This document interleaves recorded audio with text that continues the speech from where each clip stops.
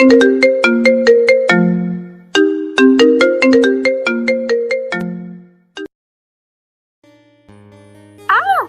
কুত্তা, এভাবে আওয়াজ না করে ওয়াশরুমে ঢুকে গেলি কেন? আমি তো তোর ওয়াশরুমটা ইউজ করছিলাম নাকি। বাহ, বেশ ভালোই বড় হয়ে গেছিস তুই। অনেকদিন পর তোকে এই অবস্থায় দেখলাম। ভালোই বড় হয়েছিস দেখছি। নোংরা কথা না বলে যা তো এখান থেকে। সমস্যা কি তোর? তুই আমার ওয়াশরুমে কি করছিস? দেখতেই পাচ্ছিস যে আমার পরনের টাওয়াল আর শাওয়ারটা অন করা, তার মানে নিশ্চয়ই আমি গোসল করছি। সেটা তো দেখতেই পাচ্ছি যে তুই গোসল করছিস, কিন্তু তুই আমার ওয়াশরুমে কেন গিয়েছিস? কেন, কি সমস্যা? তোর ওয়াশরুমে আসলে কি পাপ হবে নাকি? পাপ হবে না মানে? আলবাত পাপ হবে। তোর কি নিজের রুম নেই, নাকি তোর রুমে ওয়াশরুম নেই? আমার রুমও আছে আর আমার ওয়াশরুমও আছে, তাও আমি তোর ওয়াশরুমে ইউজ করব। কিন্তু আমি ইউজ করতে দেব না। বের হ আমার ওয়াশরুম থেকে, এখনই বের হ বলছি। একটা লাথি মারবো কিন্তু বললাম। টাওয়াল পরে আমি কিভাবে বের হব? হ্যাঁ, এখানে আমি ছাড়া তো আর কেউ নেই, আর আমি তো তোকে এইভাবে দেখেই নিলাম, তাহলে আমার সামনে লজ্জা কিসের? আচ্ছা তুই যা, আমি 10 মিনিটের মধ্যে কাপড় পরে বের হচ্ছি। প্লিজ 10টা মিনিট দে আমাকে। 10 মিনিট? আচ্ছা ঠিক আছে, যা, দিলাম তোকে 10 মিনিট। তাড়াতাড়ি বের হও, আমি গোসল করব। তোর ইচ্ছে হলে কিন্তু তুই আমার সাথে জয়েন করতে পারিস। ও আচ্ছা, তাই নাকি? তাহলে দাঁড়া, আসছি আমি। এই কথা বলে স্বামী দ্রুত পায়ে হেঁটে আবারও ওয়াশরুমের দরজার কাছে যেতে লাগলো। স্বামীকে এভাবে আসতে দেখে সূচি তাড়াতাড়ি দরজার সিটকানি লাগিয়ে দিল। ওপাশ থেকে স্বামী বারবার দরজা খোলার জন্য বলতে লাগলো। এদিকে সূচি হাসতে হাসতে বলল যে সে দরজা খুলবে না। সূচি আর স্বামী হচ্ছে একে অপরের চাচাতো ভাই বোন। ছোটবেলায় স্বামীর বাবা মা দুজনেই একটা কার অ্যাক্সিডেন্টে মারা গেছিল। তারপর থেকেই সূচির বাবা মাই স্বামীর সব দায়িত্ব নিয়েছিল। স্বামীর পড়াশোনা থেকে শুরু করে সব রকম দায়িত্ব সবসময় সূচির বাবা মা পালন করেছে। কিছুদিন আগে যখন সূচির জন্য একটা সম্বন্ধ এসেছিল, তখন স্বামী নিজে থেকেই তার চাচা চাচিকে সূচিকে ভালো লাগার কথাটা বলে দিয়েছিল। প্রথম প্রথম সবাই একটু ঝামেলা করলেও পরবর্তীতে সবাই সূচি আর স্বামীর সম্পর্কটা মেনে নেয়। তখন থেকেই কথা হচ্ছে ওদেরকে বিয়ে দিয়ে দেওয়া হবে। তাই এখন সূচি আর স্বামীর সম্পর্কে এরকম দুষ্টুমি লেগেই থাকে। গোসল শেষ করে সূচি যখন দরজা খুলে বের হলো, তখন স্বামী তাড়াহুড়ো করে আবারও সূচিকে ওয়াশরুমের ভেতরে নিয়ে গিয়ে দরজাটা বন্ধ করে দিল। তারপর সূচিকে বলল, এতবার করে ডাকলাম, তুই দরজা কেন খুললি না? দরজা খুললে কি করতি তুই, তা কি আমি জানি না ভেবেছিস? তাতে কি হয়েছে? আমি শুধু তোর সাথে একসাথে গোসল করতাম, আর মাঝে মাঝে একটু দুষ্টুমি করলে না হয় করতাম। সর এখান থেকে। এত কিসের তাড়া তোর? বাবা তো বলেছে কয়েকদিনের মধ্যে আমাদের বিয়ে দিয়ে দেবে। বিয়ের পর যত ইচ্ছে একসাথে গোসল করিস। বিয়ের পর কি খালি একসাথে গোসল করব? বিয়ের পর তো বারবার তোকে গোসল করার অবস্থায় নিয়ে যাব। ইস, কি নোংরা তুই! কিসব কথা বলিস? মুখে কি কিছুই আটকায় না? অন্তত পক্ষে তোর সামনে তো আমার মুখে কিছুই আটকায় না। কেন কেন? আমার সামনে অবশ্যই মুখে লাগাম দিবি। তোর সামনে কোনো কথা আটকে রেখে বা মুখে লাগাম দিয়ে কোনো লাভ নেই আমার। উল্টো এটা আরও ক্ষতি। ক্ষতি কিভাবে? কারণ তোর সামনে যদি আমি আমাকে সম্পূর্ণভাবে এক্সপ্রেস করতে না পারি, তাহলে তো তুই আমাকে ভালোবেসে আনন্দ পাবি না। কি বললি? ভালোবেসে আনন্দ পাবো না মানে? শোন, প্রতিবার মিলনের সময় তোকে এটা মন থেকে ফিল করাবো যে আমি তোকে ভালোবাসি। আর আমার এরকম বেলাগাম কথাবার্তাতেই তুই তো বুঝতে পারবি যে তোর প্রতি আমার ভালোবাসাটা ঠিক কতটা গভীর। তাই না? বেশি পেকে গেছিস তুই। যাকে ভালোবাসা হয় তার সামনে লজ্জা রাখতে নেই, তাকে শুধু ভালোবাসতে হয়। হ্যাঁ হ্যাঁ বুঝলাম, এখন আমাকে যেতে দে, ছাড় আমাকে। কোনো কিছু না করে ছাড়ার জন্য কি ধরেছি নাকি? ভালো হচ্ছে না কিন্তু বলে রাখলাম। কি হচ্ছে জানি না, কিন্তু এটা জানি যে আজকে তোর ঠোঁটের মিষ্টি না পেলে আমার দিনটা ভালো যাবে না। স্বামী প্লিজ এখান থেকে বের হই, তারপর দিই। তোকে আমি চিনি না ভেবেছিস? এখান থেকে বেরোলেই তুই এক দৌড়ে পালিয়ে যাবি, তখন আমার মিষ্টি পাওয়া হবে না। না না, সত্যি বলছি, আজকে মিষ্টি দিব। এত কথার দরকার নেই, আমি নিজের মিষ্টি নিজেই নিয়ে খেতে পারি। এই কথা বলে স্বামী সুচির ঠোঁটে একটা কিস করে দিল। সুচি প্রথমে স্বামীর পিঠে হাত দিয়ে চর কিল দিচ্ছিল, কিন্তু পরে নিজেই স্বামীকে আরও কাছে টেনে নিল। স্বামী সুচিকে আরও কাছে টেনে নিয়ে সুচির ঠোঁটে, ঘাড়ে, গলায় কিস করতে লাগলো। এতে সুচি আরও বেশি করে স্বামীর স্পর্শ পাওয়ার জন্য আকুল হয়ে উঠতে লাগলো। এমন সময় বাইরে থেকে সুচির মা সুচির নাম ধরে ডেকে উঠল। সুচির মায়ের গলার আওয়াজ পেতেই সুচি আর স্বামী দুজনে চমকে গেল। তারপর একে অপরকে ছেড়ে দিয়ে স্বামী চুপ করে দাঁড়িয়ে রইল, আর সুচি ওর মায়ের কথার জবাব দিতে লাগলো। সুচি, এই সুচি, কতক্ষণ লাগে তোর গোসল করতে? এই তো মা, হয়ে গেছে, আসছি আমি। তাড়াতাড়ি বের হ। এই স্বামীটা যে এসে কোথায় গেল, এখনো ভাত খায়নি ছেলেটা। চিন্তা করো না মা, ওর যা খাওয়ার ও তা খেয়ে নিয়েছে। কি যে বলিস তুই, তোর কথার আদি অন্ত খুঁজে পাই না আমি। বাদ দাও, তুমি বুঝবে না মা। তোদের এইসব আজগুবি কথাবার্তা বোঝার দরকারও নেই আমার। যেটা বললাম সেটা কর। তাড়াতাড়ি বের হয়ে এসে স্বামীকে ভাত দে। ঠিক আছে, তুমি যাও। তারপর সুচির মা চলে গেল। এবার স্বামী সুচিকে আরও শক্ত করে জড়িয়ে ধরে নিজের কাছে টেনে নিল। এদিকে সুচি বারবার বেরোনোর জন্য চেষ্টা করে যাচ্ছে, কিন্তু স্বামী সেদিকে পাত্তা না দিয়ে সুচির ঠোঁটে আবারও ঠোঁট লাগিয়ে দিল। সুচি এবার স্বামীকে নিষেধ করল না, কারণ সুচি জানে ও যতই মানা করুক স্বামী ওকে এখন ছাড়বে না। তাই সুচি নিজেও স্বামীর ডাকে সাড়া দিতে লাগলো। একটু পর সুচি ওয়াশরুম থেকে বেরিয়ে গেল, আর স্বামী গোসল করতে লাগলো। সুচি বেরিয়ে গিয়ে স্বামীর জন্য ভাত বেড়ে দিল। তারপর সুচি আর স্বামী একসাথে বসে দুপুরের ভাত খেয়ে নিল। কয়েকদিন পরে সুচির বাবা ওদের কিছু আত্মীয় স্বজনদের ডেকে একসাথে বসে সুচি আর স্বামীর বিয়ের দিন ঠিক করলো। বিয়ের জন্য সবাই যখন শপিং করতে গেল, তখন সুচি আর স্বামী দুজনেই শপিং মলের ওপরতলায় আলাদাভাবে শপিং করতে গেল। সাদা রঙের একটা শার্ট দেখে সুচি স্বামীকে বলল, এই স্বামী, দেখ তো এই শার্টটা সুন্দর না? সুচি, আমরা এখানে বিয়ের শপিং করতে এসেছি, তাই পাঞ্জাবি বা শেরওয়ানির সেট দেখ। তাতে কি হয়েছে? পাঞ্জাবি বা শেরওয়ানি তো বাবা মাই পছন্দ করে কিনে নেবে। তুই আর আমি না হয় একটু আলাদাভাবে শপিং করলাম। বাবা, তোর তো দেখছি অনেক শখ। আচ্ছা ঠিক আছে, এই শার্টটা সত্যিই সুন্দর। সত্যি তোর পছন্দ হয়েছে? তোর পছন্দ অলওয়েজ অনেক সুন্দর, তাই আমার পছন্দ না হয়ে উপায় নেই। তার মানে তুই কি বলতে চাইছিস তুই খুব ভালো আর খুব সুন্দর? অবশ্যই, আমি ভালো ছেলে। আহ, কত যে ভালো ছেলে জানা আছে আমার। এখন এটা একটু ট্রাই কর, রুম থেকে পড়ে আয় তো। তারপর স্বামী শার্টটা নিয়ে চলে গেল ট্রায়াল রুমে ট্রাই করতে, আর সুচি স্বামীকে বাসঘরে উপহার দেওয়ার জন্য একটা স্পেশাল গিফট খুঁজতে লাগলো। অবশেষে স্বামী সাদা শার্টটা পরে সুচির সামনে আসলো। সুচি স্বামীকে দেখে অনেক খুশি হলো। তারপর স্বামী সুচির জন্য একটা শাড়ি কিনে নিল।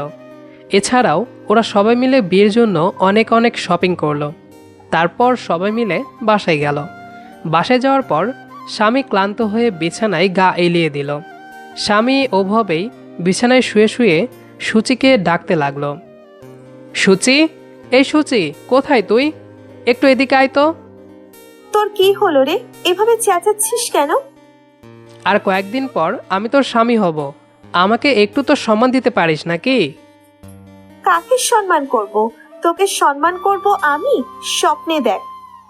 হ্যাঁ, স্বপ্নই তো, শুধু সম্মান নয়, কত কিছুই দেখি। এখন এসব না বলে কিসের জন্য ডাকলি সেটা বল আগে। আমি ডেকেছি একটা দরকারে। হ্যাঁ, তো সেই দরকারটা কি সেটা তো বল। আমার খুব মাথা ব্যথা করছে রে, একটু আমার মাথায় হাত বুলিয়ে দে আর আমার মাথার চুলগুলো টেনে দে, আমি একটু ঘুমাবো। এখন দিতে হবে? কেন, এখন কি তুই ব্যস্ত? তেমন ব্যস্ত না, তবে বিয়ের শাড়িগুলো একটু গায়ে জড়িয়ে দেখছিলাম। বাদ দে, তুই আমার কোলে মাথা রাখ, আমি তোর মাথায় হাত বুলিয়ে দিচ্ছি। ঠিক আছে।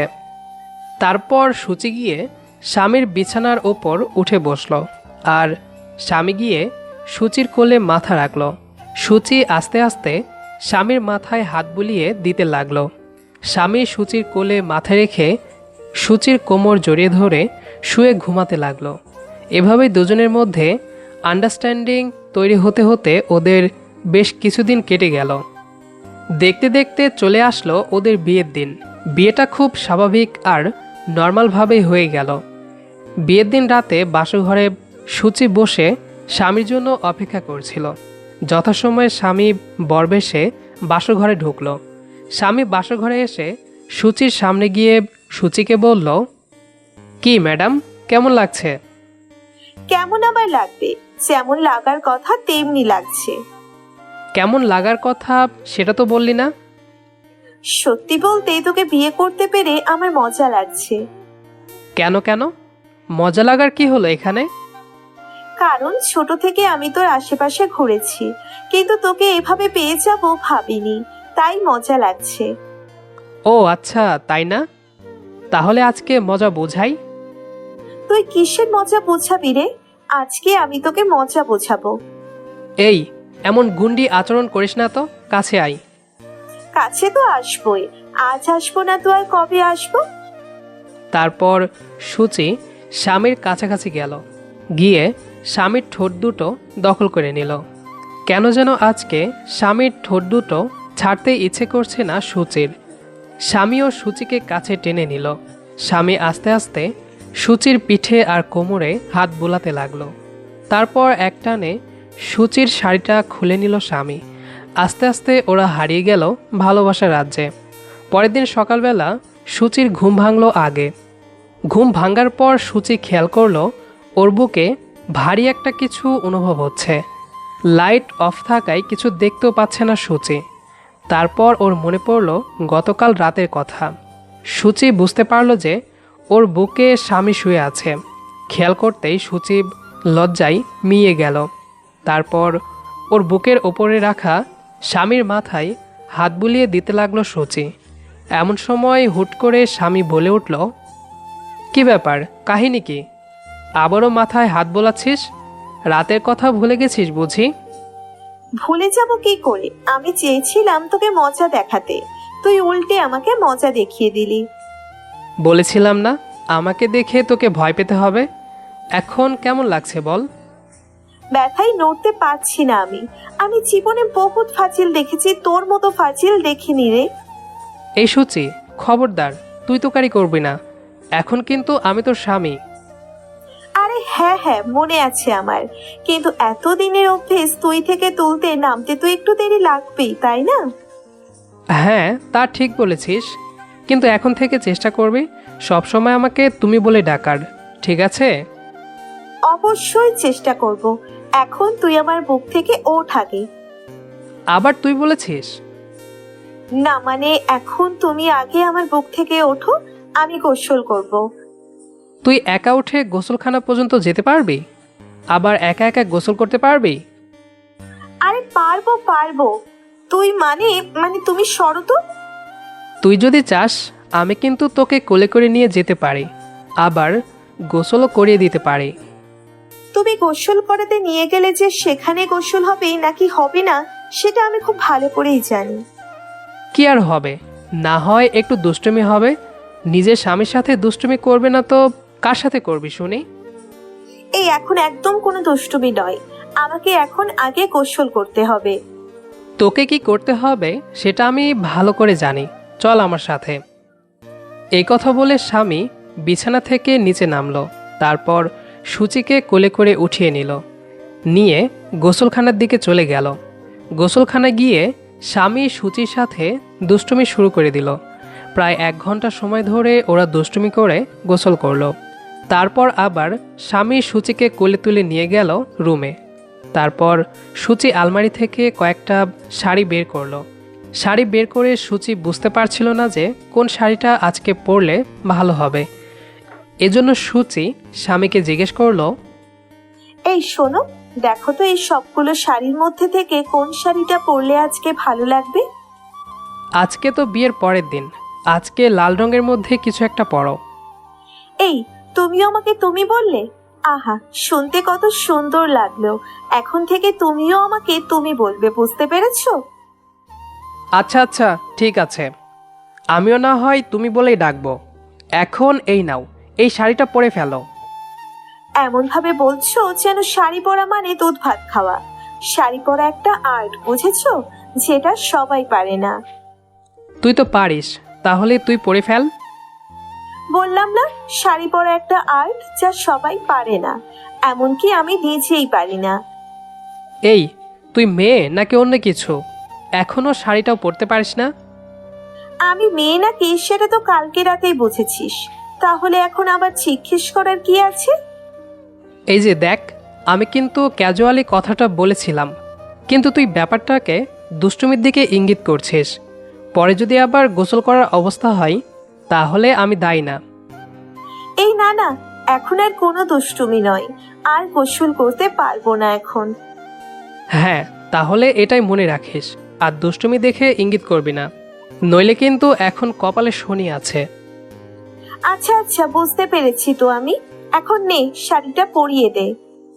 আমি কিভাবে শাড়ি পরাবো? আমি কি এসব পারি নাকি? কিভাবে পরাবে মানে? ইউটিউব কিসের জন্য আছে? ইউটিউব দেখে দেখে আমাকে শাড়ি পরিয়ে দাও। আয় আয়, এদিকে আয়, আমি পরিয়ে দিচ্ছি। তারপর স্বামী সূচির কোমরের পেটিকোটের ফিতা ধরে টেনে সূচিকে নিজের কাছে নিয়ে আসলো। তারপর ইউটিউব দেখে দেখে সূচিকে শাড়ি পরিয়ে দিল স্বামী। স্বামীর এরকম কর্মকাণ্ড দেখে সূচি অনেক মজা পাচ্ছিল।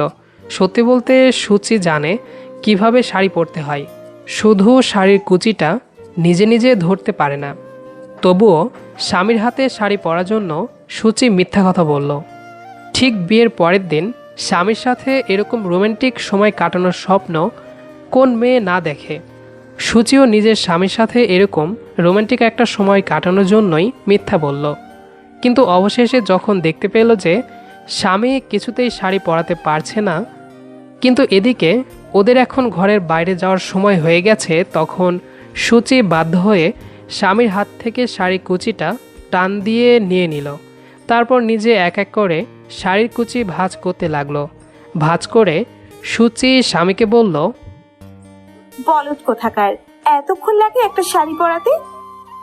তো আমি কি জীবনে কাউকে শাড়ি পরিয়েছি যে আমি এত সহজে শাড়ি পরাতে পারবো? হয়েছে হয়েছে, এখন এই কুচিগুলো নিচে বসে একটা একটা করে টান দাও। ওমা, টান দিব কেন? টান দিলে তো খুলে যাবে। আরে গাধা, খুলে যাওয়ার মতো চড়ে চড়ে টান দিবে কেন? আস্তে আস্তে শুধু টান দিয়ে শাড়ির কুচিটাকে সোজা করবে। ও আচ্ছা, ঠিক আছে। এই যে দেখো, এবার হয়েছে? মোটামুটি হয়েছে, একেবারে আহামরি সুন্দর হয়নি। একেবারে আহামরি সুন্দর আমার লাগবেও না প্রিয় বউ। চলো এবার বাইরে চলো। এখনও যদি বাইরে না যাই তাহলে ওরা সবাই বলবে যে বাসর ঘর থেকে দুজনে বেরোতেই চাইছি না। এটা তো সত্যি কথা, আমি তো সত্যিই বাসর ঘর থেকে বের হতে চাইছি না। সূচি দেখ, তুই যদি এরকম দুষ্টুমির ইঙ্গিত দিস পরে কিন্তু নিজেই বিপদে পড়বি। সরি সরি, আমার মনে ছিল না। চল চল, আমরা দুজন নিচে যাই। আবার তুই করে বলছিস? তো কি করব বল, তুই নিজেও তো তুই করেই বলছিস। ওহো হ্যাঁ, তাই তো। আচ্ছা ঠিক আছে, চলো আমরা দুজনে নিচে যাই। তারপর স্বামী সূচির হাত ধরে নিজেদের ঘর থেকে বের হয়ে নিচে গিয়ে সবার সাথে বসলো। নিচে যাওয়ার সাথে সাথেই সূচিদের ভাবি সম্পর্কিত যত মহিলারা আছেন সবাই এসে সূচিকে নিয়ে গেল। আর এদিকে স্বামী বসে রইল ভাই আর বন্ধুদের মাঝে। স্বামীর বন্ধুরা স্বামীকে নিয়ে অনেক মজা নিল। বাসরের পরের দিন বলে কথা, কেউ কি আর এই সময় নতুন দম্পতির সাথে মজা করা নিয়ে কোনো রকম ছাড় দেয়? সবাই মিলে বেশ খুশিতেই ওদের এই দিনটা কেটে গেল। তারপর বেশ কিছুদিন ওদের হাসি খুশিতে কাটতে লাগলো। একদিন স্বামী সূচিকে নিয়ে বাইরে বেড়াতে গেল। বাইকের ওপর বসেছিল স্বামী আর সূচি। স্বামীর পিঠে মাথা দিয়ে সূচি চোখ বন্ধ করে বাইকের বাতাস গায়ে লাগাচ্ছিল। এমন সময় স্বামী সূচিকে বলল, কিরে সূচি, তুই কি ঘুমে গেলি? আরে না, ঘুমাইনি, আমি শুধু চোখ বন্ধ করে আছি। বাইকের বাতাসে চোখটা বন্ধ করে রাখতে ভালো লাগছে আমার। খেয়াল রাখিস, আবার ঘুমিয়ে পড়িস না যেন, তাহলে কিন্তু পড়ে যাবি। পড়ে গেলেই বা কি হবে বলো? কিছু হওয়ার আগেই তো তুমি পাগল হয়ে যাবে। সূচি, রাস্তায় উঠে কিন্তু এসব কথা বলতে নেই। গাড়ি ঘোড়া রাস্তা, কখন কি হয়ে যায় আল্লাহ জানেন। আরে যা, কিচ্ছু হবে না। আল্লাহ যদি কপালে না রাখেন তাহলে অ্যাক্সিডেন্ট কখনোই হবে না। সেটা সবাই জানে, কিন্তু রাস্তায় উঠে এসব অ্যাক্সিডেন্টের কথা মুখে আনতে নেই। তাহলে নিজের কাছেই নিজের আতঙ্কটা বাড়তে থাকে আর হুট করেই অ্যাক্সিডেন্ট হয়ে যায়। আমি এসব মানি না। যা হওয়ার তা তো হবেই। তাহলে বললে সমস্যা কি? ধুর, তোর সাথে পেঁচাল পাড়াটাই আমার ভুল। এখন বল, তুই কি এখন বাসায় যাবি নাকি আরো ঘুরবি? না, আগে চল একটু নদীর পাড় থেকে হেঁটে আসি। কথাটা শেষ করার আগেই সূচিদের বাইকটা অ্যাক্সিডেন্ট করলো। সূচি যখন কথা বলছিল তখন স্বামীর পুরো মনোযোগটাই ছিল সূচির দিকে। তাই কখন যে হুট করে সামনে থেকে একটা অটো চলে এসেছে সেটা স্বামী খেয়াল করতে পারেনি। খেয়াল করতে না পারায় কথা বলতে থাকার সময়ে ওদের অ্যাক্সিডেন্ট হয়ে গেল। স্বামী আগেই সূচিকে সাবধান করেছিল যেন অ্যাক্সিডেন্টের কথা বলে নিজেদের মনোযোগ নষ্ট না করে। রাস্তায় মনোযোগ না দিয়ে গাড়ি চালালে এভাবেই অমনোযোগী হয়ে অ্যাক্সিডেন্ট হয়ে যায়। এজন্য স্বামী বারবার সূচির কথাগুলোকে এড়িয়ে যাচ্ছিল। কিন্তু এখন আর কি লাভ? ওদের এভাবে হুট করে অ্যাক্সিডেন্ট হয়ে যাওয়াতে স্বামী অনেক ভয় পেয়ে গেল। সূচি তো অ্যাক্সিডেন্টের জায়গাতেই জ্ঞান হারিয়েছে, আর স্বামীর পা অনেকটুকু কেটে গিয়ে রক্ত পড়ছে। স্বামী নিজের দিকে খেয়াল না করে সূচির জন্য হাউমাউ করে কাঁদছে। সূচির কিছু হয়ে গেলে স্বামী কখনোই নিজেকে ক্ষমা করতে পারবে না। অবশেষে একজন লোক এসে ওদেরকে হসপিটালে নিয়ে গেল। তারপর ডাক্তাররা সূচিকে নিয়ে গিয়ে 2টো ইঞ্জেকশন দিল আর স্বামীর কাটা জায়গাতেও ড্রেসিং করে দিল। স্বামীর ড্রেসিং করা শেষ হলেই স্বামী গিয়ে সূচির পাশে বসে পড়ল। সূচিকে ঘুমের ইঞ্জেকশন দেওয়া হয়েছে। সূচি এখন ঘুমাচ্ছে। সূচির তেমন কোনো জায়গা কাটেনি, কিন্তু হাতের দিকে বেশ কিছুটা জায়গার চামড়া উঠে গেছে। সেদিন প্রায় 2 ঘন্টা পরে সূচির জ্ঞান ফিরেছিল। তারপর সেদিন রাতে ওরা দুজন নিজেদের বাসায় গেছে। ওরা বাসায় যাওয়ার পর ওদের দুজনের এই অবস্থা দেখে সূচির মা তো অনেক ভয় পেয়ে গেছিল, কিন্তু তারপর স্বামী সবাইকে সামলে নিয়ে ব্যাপারটা ধামাচাপা দিয়েছে। তারপর স্বামী সূচিকে নিয়ে ঘরে গেল। গিয়ে সূচিকে বলল, এখানে বস, আস্তে আস্তে বসবি। আমার পায়ে ব্যথা নেই, তাই আমার বুঝতে কোনো সমস্যা হবে না। কিন্তু তোর তো পা কেটে গেছে, তাই তোকে আমার এত কেয়ার করতে হবে না। আগে নিচে আসতে এসে এখানে বস। ছেলেদের হাজার ব্যথা লাগলেও তারা তাদের ব্যথা কখনো কারোর সামনে প্রকাশ করে না। ছেলেরা সবসময় স্ট্রং হয়। ইস, তখন যে কেন আমি এত কথা বলছিলাম। আমি এত কথা না বললে তোর মনোযোগ অন্যদিকে যেত না, আর না আজকে এরকম অ্যাক্সিডেন্ট হতো। যা হয়ে গেছে তা তো আর বদলানো যাবে না, তাই না? তাই এসব নিয়ে ভেবে কোনো লাভ নেই। তুই এখানে বসে রেস্ট কর। তুইও আমার সাথে বস, আমি তোর বুকে মাথা রেখে একটু ঘুমাবো। আচ্ছা দাঁড়া, আমি আসছি। তারপর স্বামী গিয়ে 1 বোতল পানি এনে ওদের বিছানার পাশের টেবিলে রাখলো। তারপর গিয়ে সূচির পাশে শুয়ে পড়ল। সূচিও স্বামীর বুকে মাথা রেখে চোখ বন্ধ করে ঘুমিয়ে গেল। আসলে বাইক অথবা যে কোনো রকম যানবাহনে উঠে ড্রাইভারের সামনে বারবার অ্যাক্সিডেন্টের কথা বললে তার ভেতরের ভয়টা বেড়ে যায় আর সে অমনোযোগী হয়ে পড়ে। অমনোযোগী হয়ে পড়াতে হুট করেই অ্যাক্সিডেন্ট হয়ে যায়। তাই আমাদের উচিত রাস্তাঘাটে চলার সময় সবসময় সাবধানে থাকা আর ড্রাইভারের মনোযোগ কোনোভাবেই নষ্ট না করা। গল্পটি কেমন লেগেছে সেটা অবশ্যই কমেন্ট করে জানাবেন। দেখা হবে আবারও নতুন কোনো গল্প নিয়ে। সে পর্যন্ত আমাদের সাথেই থাকবেন। ধন্যবাদ সবাইকে।